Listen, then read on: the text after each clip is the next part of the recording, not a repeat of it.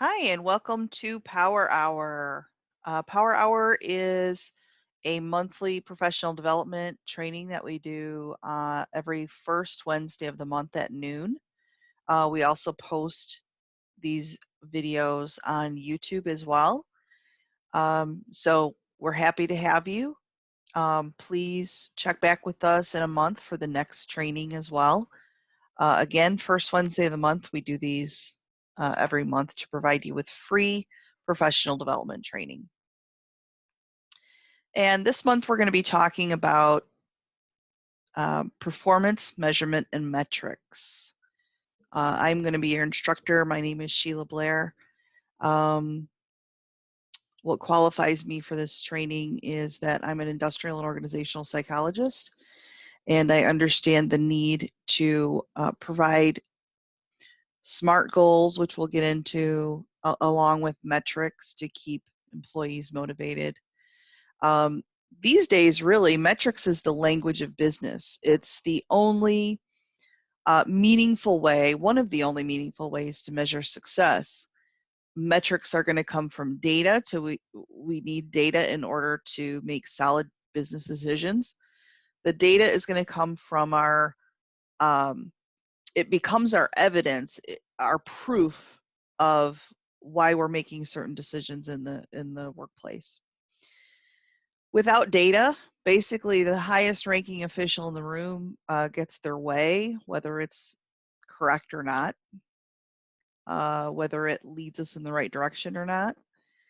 And when it comes to doing performance appraisals, using data really takes the subjectivity out of them.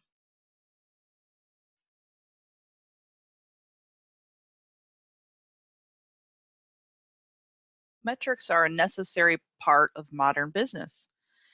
It's all part of continuous improvement, if you've heard that term. In order to be competitive today, we have to capture, analyze, and definitely use the metrics. So here's a question for you, and you can put your answer in the chat box.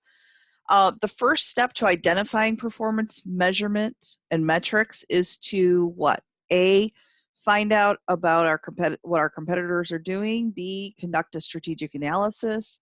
C, perform a focus group with employees. Or D, ask the CEO what he thinks. What do you think is the correct answer? I'll give you guys a second to put your answers in the chat box.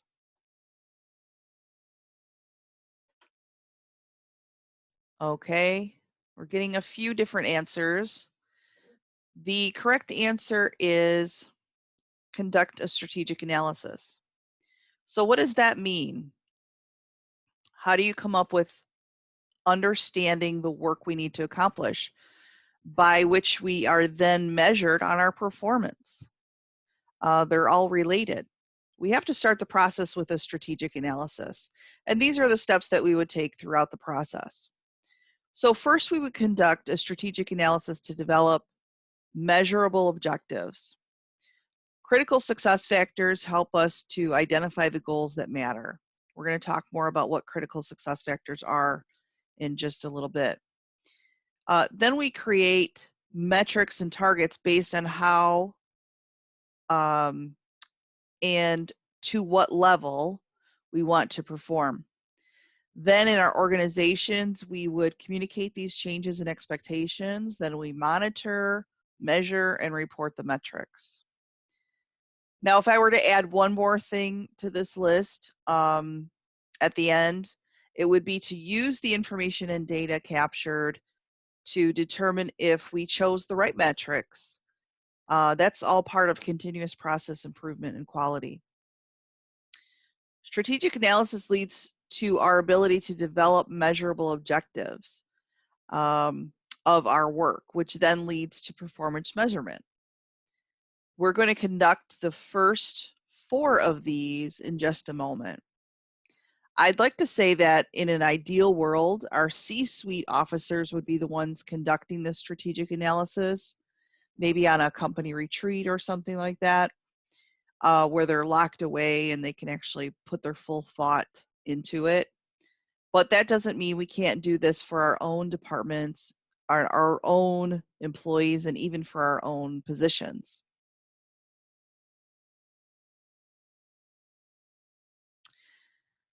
You may have heard of Edward Deming, W. Edwards Deming. He developed this quality standard. We now call it continuous improvement, but it's called Plan, Do, Check, Act, or PDCA. He was considered to be, one of the fathers of modern quality control. In this case, the A in PDCA will not necessarily be ACT, since we've already launched the performance measurement by this point. Instead, it will be replaced with the word adjust. So yes, at first you plan, do, check, act, but then through ongoing continuous improvement, you're going to plan, do, check, adjust. We start with the plan, which is our process of going through the strategic analysis and developing the goals and metrics. The do is the execution of the tasks that lead to reaching the goals. The check is to determine how our actual performance measures up to our targets. And we're going to make adjustments to the plan throughout as well.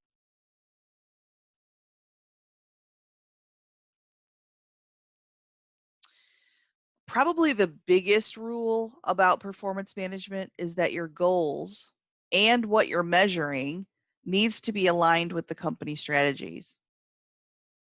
So as you can see on the slide, you've got the company mission, the values, the vision, the strategy.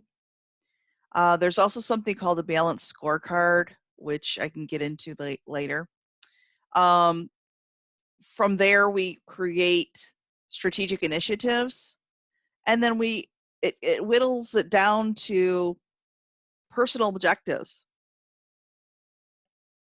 And these are the things that, what is the individual responsible for that ultimately rolls up to achieving these corporate strategies, accomplishing the vision for the company. And it's important to point out to that person during performance reviews that without them, we could not accomplish these strategic goals, these higher level strategic goals. It really leads to greater commitment on the part of the employee. The only priorities worth caring about are those that fall under this corporate mission, vision, values, and strategies. Without this alignment, everyone creates their own goals, and that really derails any possible synergy, which can help accomplish goals exponentially faster and better. In that situation, we get intended and unintended sabotage in our organizations because we have conflicting priorities. Different teams get territorial and don't share information and help instead of being transparent and collaborative. Some of you may have or are experiencing this in your workplace today. In order to create this alignment, we have to perform a strategic analysis. And we're going to do a sample of that in this session today. What we need to do, what we need to accomplish this are the top 4 items on the slide here. We use these to perform our strategic analysis, and this is going to produce our strategic initiatives. Once we have those, we can then develop organizational goals and metrics, team goals and metrics, on down to individual goals and metrics. And an added benefit to this process is that when you create a direct link between an employee's high-level corporate strategies to the employee work, they tend to accept accountability for their work effort. They're going to be far more engaged in the organization. I mentioned earlier, they're going to be more committed, and they're more likely to be retained for a longer period of time.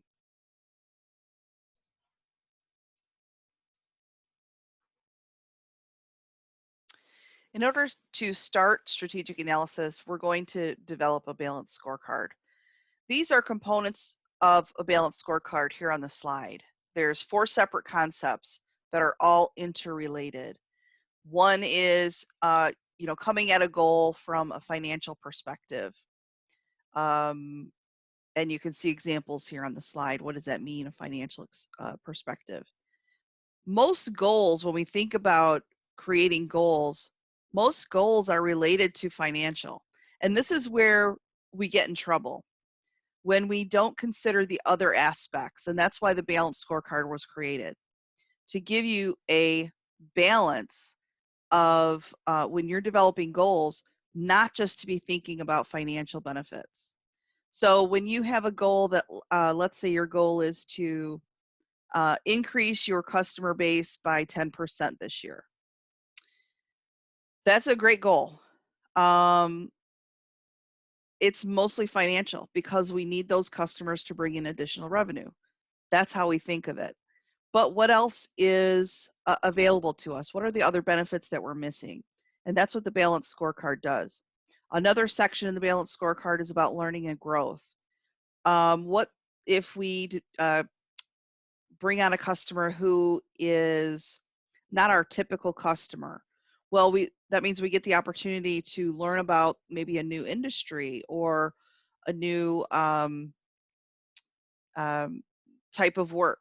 You know, maybe we have the opportunity to, in order to find someone to work with that customer, we bring on an expert in a particular area. Well, we've just increased our own expertise. So that's learning and growth. Another one is customers. How can this goal benefit our customers? Maybe we get,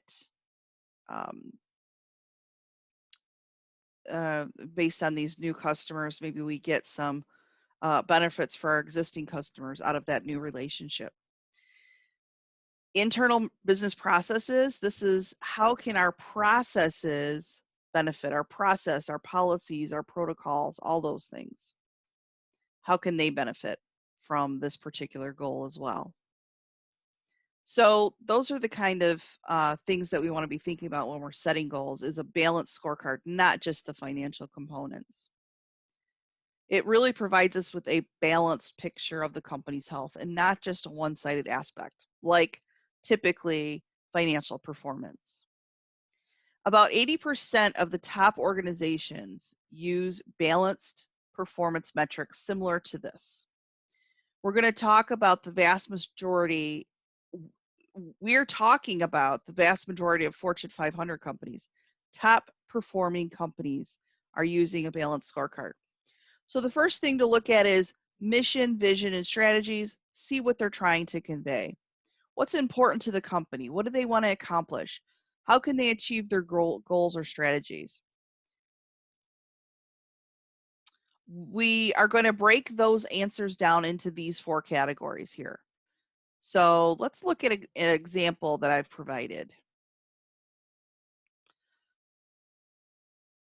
This is how we can look at these 4 components of the balanced scorecard and how they relate to each other.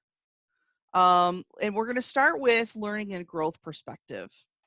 Okay, so here's an example. Strategic changes in organizational knowledge, understanding, and capabilities, which are necessary to create improved organizational processes and results, creating better results for customers and higher customer satisfaction, resulting in greater revenues, margins, and profitability. So when you're looking at the other 3 items first, before you get to the financial, you realize that the financial isn't just, hey, I'm going to have a greater revenue margin, but it's actually more than that. It's even greater. Maybe it's more long-term revenue. These other items really help inform this last goal as well, this last category. So let's get started with our strategic analysis.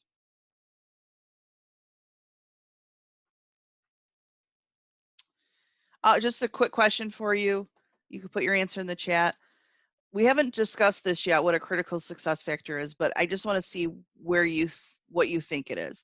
So a critical success factor is A, a critical component of the goal being successful. B, an item that must be completed urgently. C, an equation helpful in determining whether a goal will be successful, or D, none of the above. Let's see your answers. We're already Already getting answers coming in? Okay, and the correct answer is A, critical component in the goal being successful. Let's look at what that critical success factor is.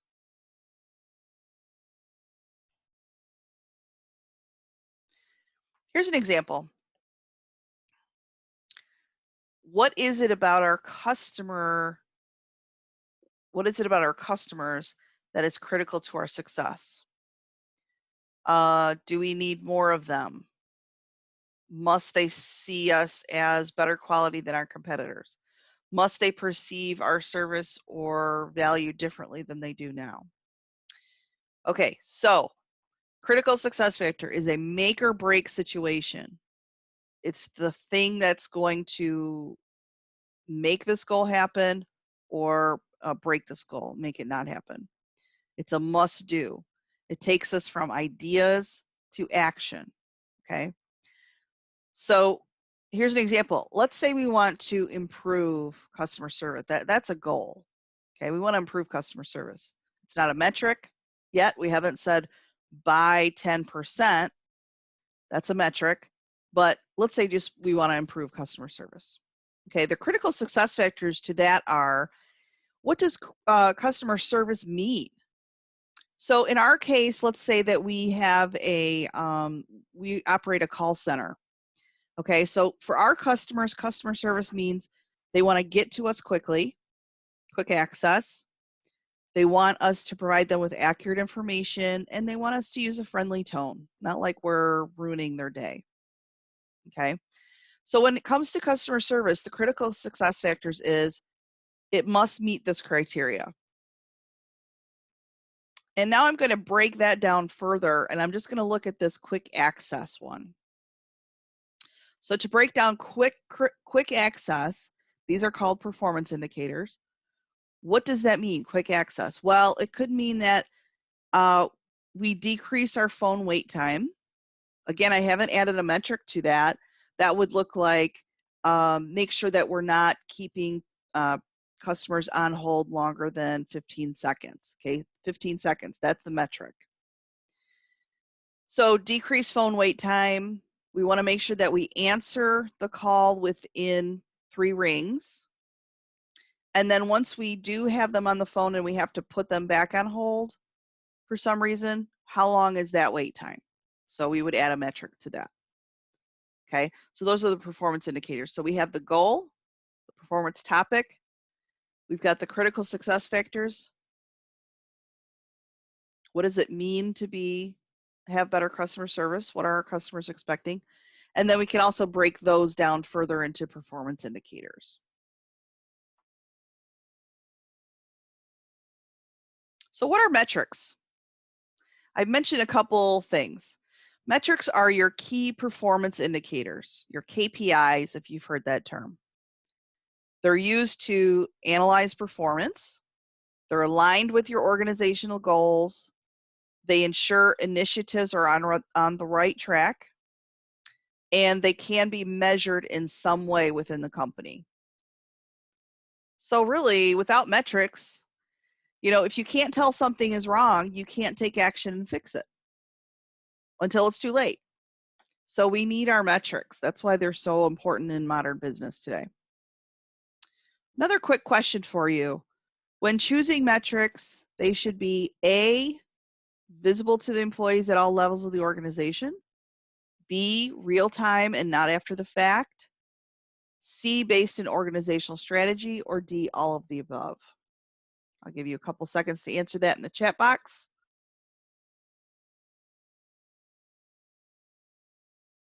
Okay, great job. Most of you got this one. It is all of the above.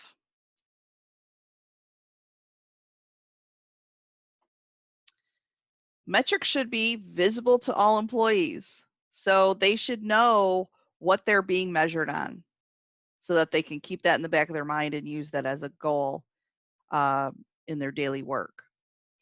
Metrics should be real time and not after the fact. The only kind of after the fact metrics we're used to getting are financials, because at the end of each month or the end of each fiscal year, you really do all the financial paperwork and documentation, and then you get a kind of an after the fact report. But most metrics are not going to fall into that category. They're going to be real time. So you need to, when you're measuring metrics and you're trying to find ways when you're trying to figure out which metrics to use, make sure they're easily and readily measurable, and that information is available to you when you need it. Metrics should also be based in your organizational strategy. So that means related to the goals, because the goals that you set are going to be aligned with those, the mission, values, corporate strategies. So for example, if one of your corporate strategies is, sustainability through increase customer base, then your metric might be to increase your customer base by 5% every year. So you get a 5% growth every year. That would absolutely be aligned with those strategies. Okay. So what are some benefits to using metrics? Metrics aren't easy. This is, again, a modern tool, but they're not easy to deal with. But there's lots of benefits to doing it. So yes, they help managers at all levels create stable employment, meaning if you're using metrics and you're using that performance data, you can monitor quality, you can monitor efficiency, and all kinds of things depending on the metrics that you're capturing. They can be costly, like I mentioned, and time consuming. Let's see. Build stronger, more valuable organizations. Ability to bring a balanced picture of performance to management reviews, not just financial, just like the balanced scorecard. They help make strategy actionable and specific rather than conceptual. Absolutely. Results are going to show the progress and success of your business strategy. Metrics also help you carry out the business analysis and gain knowledge. It allows for competitive analysis, benchmarking against other similar organizations. It focuses on our business actions and on strategic goals. And this way we measure success rather than just results.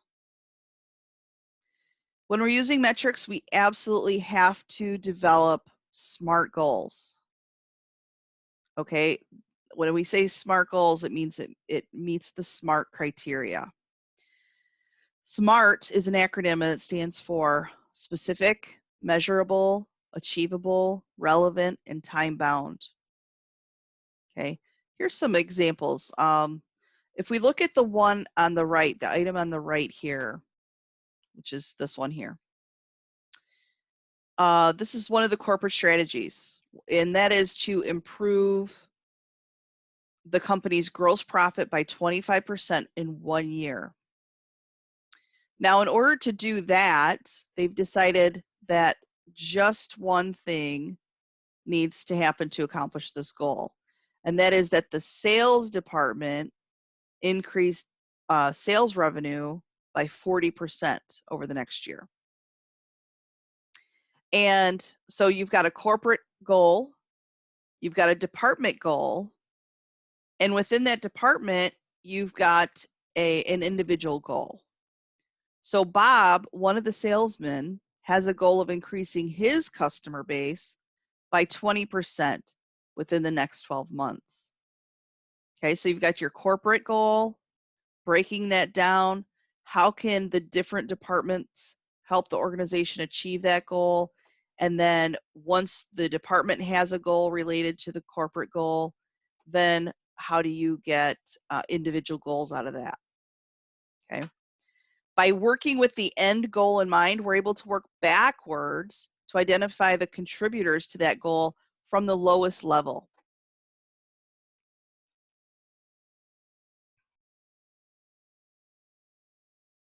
When you're thinking about what metrics to use, here are some opportunities, just some ideas, suggestions. Most of the metrics you're going to come across can fit into one of these categories. So of course, we always have financial metrics such as, a growth in revenue. We could have equipment metrics such as downtime on our equipment if we're doing more manufacturing type work. Leadership metrics. This could be such a wide variety. How many of our leaders were nominated for awards? How many of our leaders, sit on other boards? So many things. Culture, this could be done through an employee survey. The materials that we use, what is the percentage of rejection at our material intake? So for quality reasons, the materials that we get would be inspected. How many of those shipments are rejected based on shoddy materials? Defects, same thing. How many of our products are showing defects? So there's different ways to measure these metrics, but these are the categories that they would fall in. We've talked about the benefits to using metrics, but there's also some issues with using metrics too. So if you're have the wrong metric, it's going to fail. And also if you're adding too much data or you're doing too many metrics, it's going to fail. So an example is I used to work for an organization, and on my performance evaluation, one of the questions was, did I know where the first aid kit was? And I was being measured by that. This was my performance evaluation. And it was really irrelevant to my job. And that's what we have to remember. If I were in a position where I was a first responder, or I was on the safety committee for the organization, or something along those lines that was related to that, then I could see that was a factor. But it was really irrelevant to my position, and yet I was being scored on it. So it's and it was a numerical score too. So it was just kind of an odd thing to ask. So don't use metrics just willy-nilly. They have to be real performance metrics that are relevant. That's part of doing a SMART goal. Relevant is the R in SMART. So why do we measure performance? Why do we do it with a metric? Well, we can't really gauge the health of our organization without taking its temperature and looking at the results of these tests that we put it through. And this is why we need metrics. And here's some examples too. It helps us to better understand performance. We ensure performance and conduct is going to meet standards. We can ensure that we're meeting our strategic goals. It helps us to manage processes that are going to lead to better performance. Ensure how employees are contributing to strategic goals, and that is where you make that connection between the hierarching strategic goals and the individual goals, and you make that connection for that employee.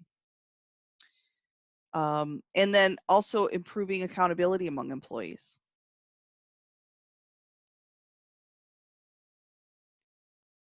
So now that we've sort of looked at the, at least in theory, we've looked at the organization mission, vision, values, corporate strategies, and we've developed team goals, we've developed individual goals, we've added metrics to those individual goals and team goals and corporate strategies. Once those decisions are made, what do we do now? Well, now that we have the desired metrics and targets, We need to use them to align behavior of our employees and their performance. So be sure everyone knows and understands the measurements and your expectations of them individually. Collect the data fairly and accurately. Coach people when necessary to help them meet the targets. Tie consequences, good and bad, to individuals and team performance. Be transparent to performance achievement or lack of achievement. And when you use metrics this way, they are going to become a key tool for aligning your organization behind its strategic direction, dislodging the old ways, instituting the new, and getting everyone pulling in the right direction. Here's another little pop quiz for you. This training was blank helpful, extremely, very, amazingly, or tremendously. And here's a hint. There is no wrong answer here. Thank you for joining us. Remember Power Hour, we do these once a month, and you can also find them on YouTube. Thank you.